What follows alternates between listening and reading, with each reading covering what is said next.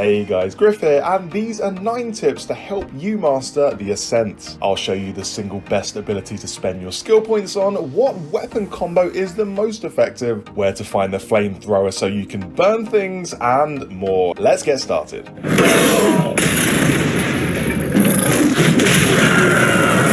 Number 1, use the minigun with the auto lock augment. This is hands down my favourite combo to use. The auto lock on augment fires every bullet in the clip at enemies with 100% accuracy, which is useful with any weapon, but when that clip has hundreds of bullets in it, like the minigun, it turns the weapon into a hyper-efficient killing machine. You don't need to direct your shots, just hold down fire and the bullets will magically seek out their targets. The augment lasts for about 10 seconds or until your clip runs dry, so if you're using the minigun, you're getting the most out of this augment. It's great when enemies are close, far away, when they're in a straight line, when they're surrounding you, basically any occasion against biological enemies rather than robots, this is great to use. So that's the minigun with the auto lock augment. You can purchase the minigun from any shop, and for me it started showing up around 2 hours into the game.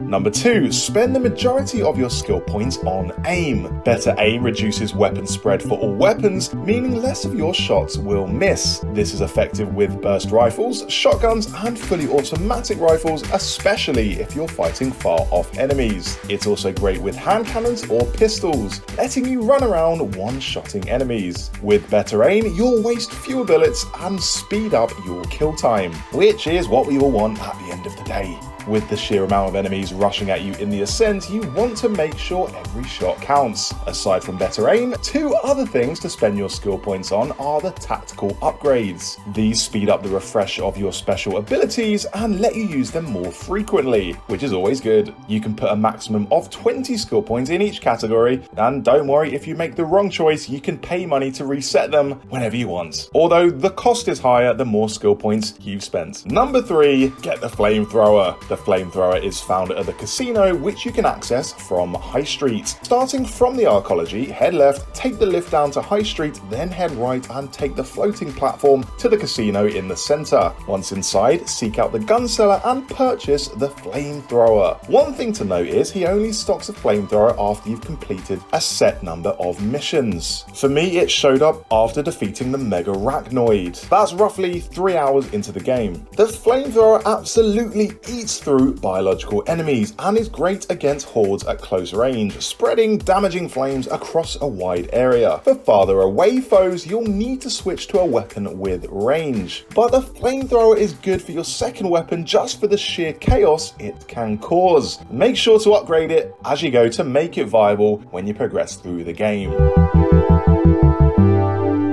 Number 4, take advantage of stairs. Now you're probably already using the cover mechanic in the Ascent to duck behind things and shoot from safety. It's in the tutorial after all, but one thing that's even more effective is stairs. If you stay at the bottom of some stairs and aim upwards, just like you do when you're behind cover, you'll hit every enemy in range and they won't be able to hit you. For some reason, they just don't seem to aim downwards. Lob a grenade, at which point you'll have to move obviously, but for the most part you can simply head down some stairs and take them out one by one as they come down. Number 5, check your evade meter. If you've ever hit the evade button but nothing happened, that's because you ran out of evades, aka the roly-polies. They take a few seconds to refresh, but rather than keep tapping the evade button until it lets you roll again, you can actually see when your evasions come back with this icon here. Located on your character reticule thingy, the arrows correspond to how many evades you have. Every time you evade, you get 1 less arrow. Then after a few seconds, the arrows come back and you can evade again. So just pay attention to those arrows. Number 6, remember to sell all duplicate weapons. There's an easy way to do this. Just hold Y if you want a controller and you'll sell all those useless duplicates. It works with all loot, so armor and grenades too. Selling duplicates is a great way to get a bunch of money quickly. Number 7, here's what to do if you run into a glitch. While while playing the Ascent. I've experienced a few annoying glitches with the Ascent, but there's an easy way to make the game work again, and that's to simply exit out and reload the save. One time I entered an area for a boss fight, but there were no enemies, so I just quit the save, then loaded it up again and the enemies appeared like magic. There are a few performance issues too, like micro stuttering and the occasional freeze,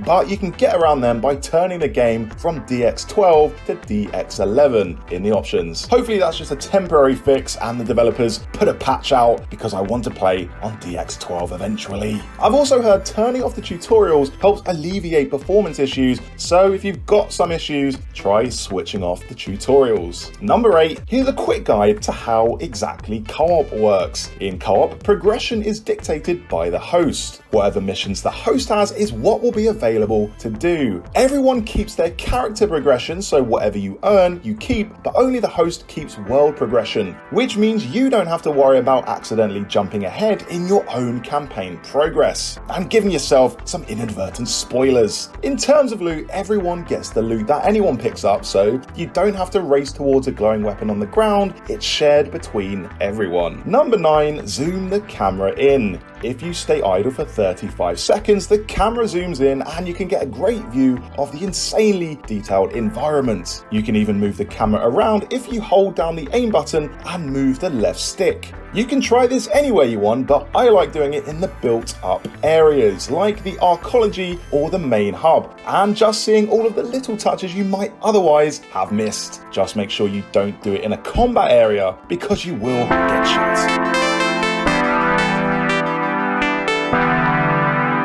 So there we go guys, 9 top tips to help you get off to the best possible start in the Ascent. Hopefully these tips help you out as you navigate this hellish cyberpunk hellhole. If so, drop a like on the video. For more guides on the Ascent, subscribe to my channel.